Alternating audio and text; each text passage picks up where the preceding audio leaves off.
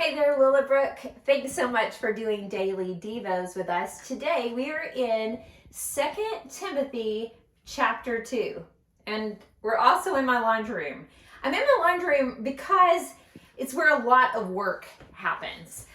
In fact, there's a lot of adulting that happens in the laundry room from doing laundry, but it's also where I have a bit of a command central here. I've got actually a cleaning list that we try to get done every month of things we need to get cleaned. And it's not any of our favorite things to do, to clean. But we share in the responsibilities. We take it and all of us in our family, we do it. In fact, to the point that I've made some laminated instructions of how to do some of the things that we do.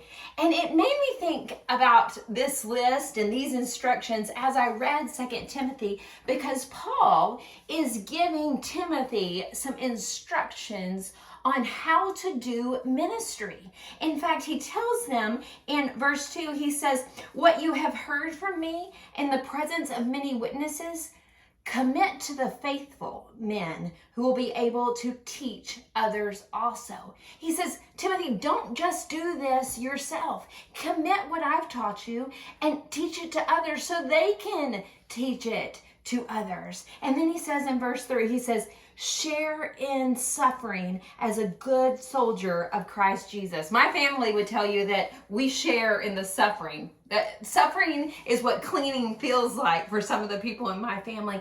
And Paul is saying, hey, share in the suffering. And then he gives some instructions on how to do that. He says, do it as a good soldier. He says, do it as an athlete. Do it as a farmer. And he gives these instructions of how to be successful in ministry, how to persevere in ministry.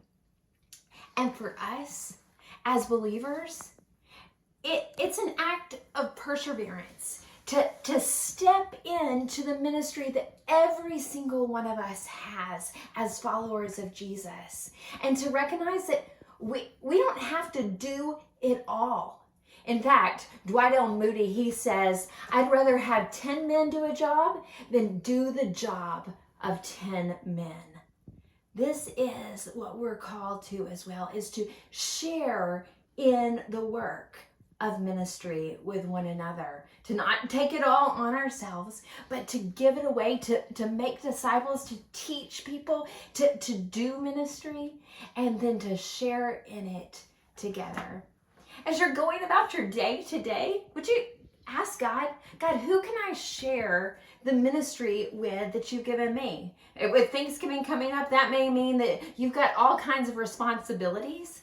Maybe you need to share some of those responsibilities by pulling someone alongside you, investing in them, splashing some Jesus on them, being a light, so that they can then, in turn, do that for someone else. I love you. I hope that you will have a happy Wednesday.